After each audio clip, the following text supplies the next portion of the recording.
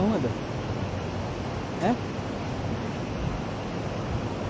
මේ මම මේ වෙලාවේ නුවරඑළිය දිස්ත්‍රික්කයේ පදිය පැලැල්ල මේ නගර මැදේ ඉන්නේ. සමනාභි සක්මනේ විශේෂ අලුත්ම තොරතුරු කීපයක් ඔබට කියන්න මේ වෙලාවේ මම එකතු වෙන්නේ. ඉතින් මට මේ වෙලාවේ මේ නගරයට ආපු වෙලාවේ පුංචි දෙයක් පෙන්වන්න හිතුණා. දැන් මේකේ අපි දැන් පාදචාරිකා වඩින ස්වාමීන් වහන්සේලා අඟුරංකිත ත්‍රිකිල්ල ගස්කඩ ඉඳලා මේ පාරේ තමයි වඩින්නේ. මෙතන ඔබට පේනවා ඇති මේ ලොකු වංගුවක් තියෙන්නේ. මේ වංගුවෙන්ම කෙලින්ම මේ නගර මැදේ එවන් මේ පාලම තියෙනවා. පාලමත් තනිකර වංගුවක්. ඔබට මම මේ පාලම පෙන්වන්නම්. මේක ටිකක් විශේෂ පාලමක්. මේ අලුතෙන් හදපු පාලම. ඒක තනිකරම වංගුවක් විදියටම තියෙන පාලමේ. මෙන්න මේ පාලමෙන් එහා පැත්තේ පන්සලේ තමයි ස්වාමීන් වහන්සේලා 22 වෙනිදා පළවෙනිම දවස පාදචාරිකාවේ ආරම්භකම දවසේ තියෙන්නේ වංගුවක් විදියට. ඉතින් දැන් ප්‍රශ්නේ තියෙන්නේ ගොඩක් අය අහනවා ස්වාමීන් වහන්සේ වැස්ස එක්ක පාදචාරිකාව නවතිනවද කියලා. මේ රටේ ගොඩාක් ඇතිවල මේ දවස්වල හරියට වැස්සනේ. ඉතින් මේ මධ්‍යම පළාතේ විශේෂයෙන්ම නුවරඑළිය දිස්ත්‍රික්කයේ සහ ඌව පළාතෙත් අධික අවදානම් විදියට වර්ෂාව තියෙනවා කියලා දැනුවත් කිරීමක් වෙලා තියෙන හින්දා ඔබට සමහරුන්ට ප්‍රශ්න තිබුණා පාදචාරිකාව නවත්තනවද කියලා. මම ඔබට මේ වෙලාවේ මේ කතා කරන්නේ සජීවී වීඩියෝ එකක් විදියට. ඉතින් මේ ගලාගෙන යන්නේ බෙලිහුල්ලොය. මේක බෙලිහුල්ලොය කියන්නේ බලංගොඩ බෙලිහුල්ලොය නෙමෙයි, මේ තවත් බෙලිහුල්ලොය. කිසිම වැස්සක්, කිසිම පොදයක්, කිසි දෙයක් නැහැ. ඔබට පේනවා ඇති බොහොම පහසුවෙන් මම මේ වීඩියෝ එක කරනවා. උදේ චුට්ටක් වැස්සා එච්චරයි. අද මම වලපනේ නිල් දණ්ඩා හින්න මේ හැම තැනම ප්‍රාදේශීය ලේකම් කාර්යාලවල ප්‍රාදේශීය ලේකම්වරුයන් එක්ක එකතු වෙලා මේ ගමනේ විශේෂ සංවිධාන කටයුතු කීපයක් සිදු කරා මේ ප්‍රදේශයේ. ඒ නිසා අපිට මෙතන කිසිම වැස්සෙන් බාධාවක් නැතුව ඉතාම සුවසේ පාදචාරිකා වැඩ කටයුතු ටික සංවිධානය වෙන බව ඔබට දැනුවත් කරනවා බොහොම සතුටින්. සියලු කටයුතු දැන් සූදානම්.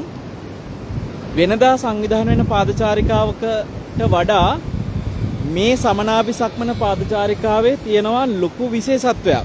ඒ තමයි අපි මේ සමනාභි සක්මන කරන්නෙම බදුල්ල සහ මේ නුවරඑළිය දිස්ත්‍රික්කයේ ආපදාවෙන් ජීවිත අහිමි වෙච්ච අයට 3 මාස පිරෙන කාරණාව නිමිති කරගෙන නිසා අපිට තිබෙනවා මෙතනදී ලොකු කාර්යයක්. ඒ තමයි වෙනදා පාදචාරිකාවක ස්වාමීන් වහන්සේලාගේ පහසුකම් විතරයි සංවිධානය කරන්න තියෙන්නේ. නමුත් මෙතනදී අපිට ඊට එහා තවදුරටත් මේ මියගිය අයගේ පවුල්වල ඥාතීන් ඒකරාශී කරන්න සංවිධානයක් කරන්න තියෙනවා වෙනමම. මොකද ඒ අයව ගෙනල්ලා ඒගොල්ලන්ට පින් අනුමෝදන් කරද්දී අද වෙනකොට වුන් වෙනදා පදිංචි වෙච්ච තැන්වල නෙමෙයි ඉන්නේ.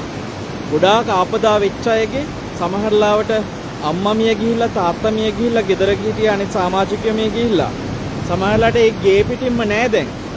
ඒ ගෙදර ඉතිරි වෙච්ච සමාජිකයෙක් ඉන්නවා නම් කොහේ හරි වෙන දිහාක පදිංචිය ඉඳලා හරි රස්සාවකට ගිය හේතුවකින් හරි අන්න ඒ අයම මේ වෙලාවේ අපි ඒක රාශී කරද්දී සමහර විට වුන් පලාත් මාරු වෙලා දැන් වෙන ප්‍රදේශවල පදිංචි වලට ගිහිල්ලා. ඉතින් අපි ලොකු වෙහෙසක් දරමින් මේ මිය ගිය අයට පින් දෙන්න අපූර්ව වැඩසටහනක් මේ විදිහට බොහොම වෙහෙස මහන්සි වෙමින් විශාල පිරිසක් විශේෂයෙන්ම මම කියන්නට ඕනේ මාදන්වල රජමහා විහාරයේ නායක ස්වාමීන් වහන්සේ අඟුරංකිත අපේ පින්වත් ඒ රජමහා විහාරයේ සුමංගල නායක හඳුරුවන්ගෙන් ලැබෙන සහාය පුංචි නෑ. උන්වහන්සේ රෑ දවල් නැතුව මගෙත් එක්ක මේ කටයුතු වලට වෙහෙස මහන්සි වෙනවා. ඒ වගේම මේ ප්‍රදේශයේ සියලුම විහාරස්ථාන මේ බදුල්ලට යනකම් මේ මාර්ගයේ සියලුම විහාරස්ථාන වල ස්වාමීන් වහන්සේලා අප්‍රමාණ කැප වෙනවා. මම දැන් දින කීපයක් මේ විහාරස්ථාන ගණනාවක වැඩම කරමින් තොරතුරු කටයුතු හොයලා බැලුවා.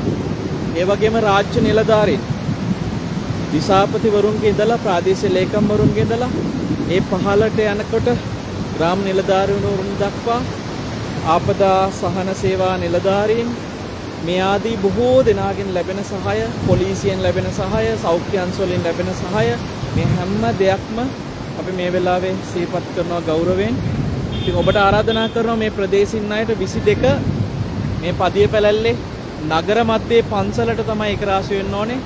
මේ හැම දවසෙම දහවල් දාණය වළඳන තැන ස්වාමීන් වහන්සේලාගේ දානයත් එක්කම ධර්ම දේශනා සිදු කරනවා. මියගිය අයට පින් අනුමෝදන් කිරීම සිද්ධ කරනවා. ආපදා වෙච්ච අයගේ හිත හදනවා.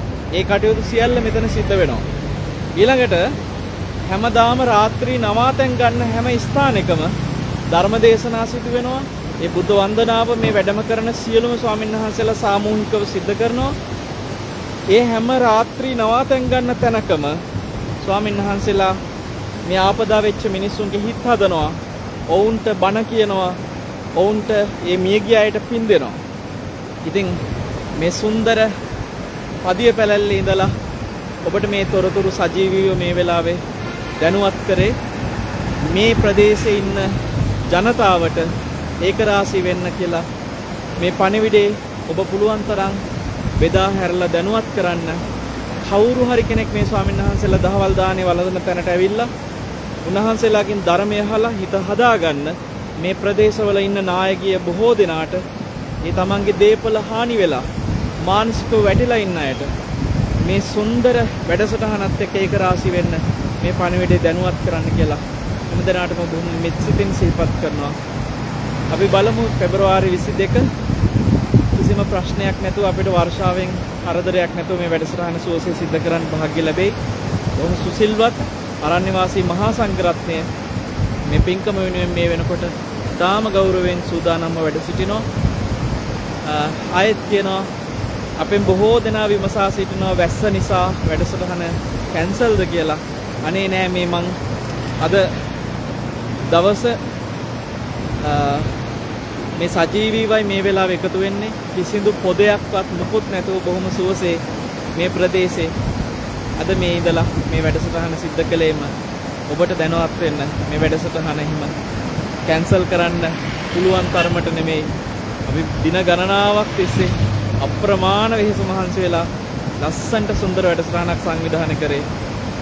කිසිම බාධාවක් වැස්සෙන් හානියක් නොවි අපිට මේ වැඩසටහන සිද්ධ කරගන්න දෙවියන්ගේ ආශිර්වාදය ලැබේවා කියලා අපි ප්‍රාර්ථනා කරනවා. හැම දිනාටම තෙරුවන් සරණ වේවා.